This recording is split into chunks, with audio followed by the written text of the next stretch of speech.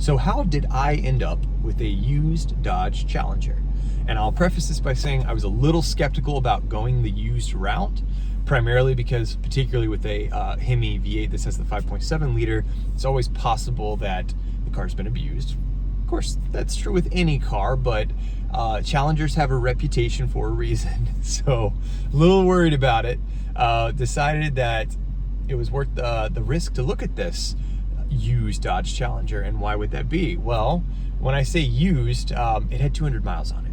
It was used as a legal technicality, something about the dealership having to reclass it. It had been on the lot too long. Something had happened from the length of time or something, and they just reclassed it as used, but it wasn't truly used. But when I saw the listing, that's one thing that gathered my attention. Was it was basically brand new, but it was also $20-some thousand under MSRP. It was 2025 when I bought it. Obviously, Dodge decided to stop making the Challenger in 2023, so it had been it was not the newest model. It was the newest model. It was not the newest model year, I should say, in the sense that obviously there are newer cars out there. But this one was special. Now, there was one downside. It said it was an automatic, but this is a word of advice for anyone who don't always believe what you read, right? Zoom in on the pictures, it's actually a manual. It's got the stick shift. So now we're checking all the boxes I've got. Oh, and it's black. I wanted a black Challenger, and it's a matte black, which I was not particularly looking for, but now that I have it, I love it. It's the TA trim, so it's got kind of the matte finish, a little bit of shiny black, but a matte finish as well. So drove across town, fell in love, knew I had to get it, knew it was my last chance probably to get one of these brand new. The Dodge Challenger was something I'd wanted since at least 2019.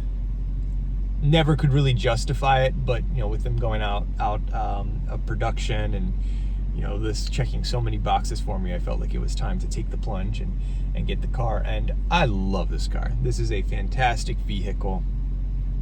It is fast, like I said, the 5.7 liter Hemi. It's V8. It's the lowest Hemi. Of course, you have the 6.4 liter, which is the one that goes in the Scat Packs. You have the 6.2 liter, which is what goes in the Hellcats. Those are what are put into the production vehicles.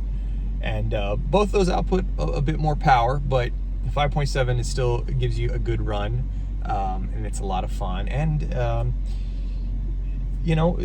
it's a fun vehicle to have. I have a really enjoyable time driving this car, and I am excited about the future of Dodge. While we're on that note, because while they don't make the Challenger anymore, of course they make the Charger, the electric Charger, which has not done particularly well in the market.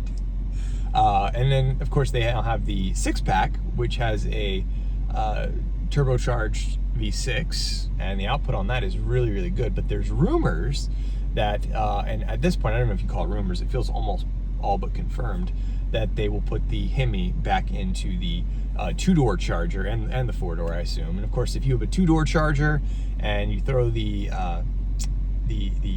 Hemi into it, then you've basically got the in a way the next generation of the Challenger. So I'm excited to see that. And there's even rumors that they're going to put the Hellfant into one version of the Charger, and that would be the new Charger, and that would be incredible.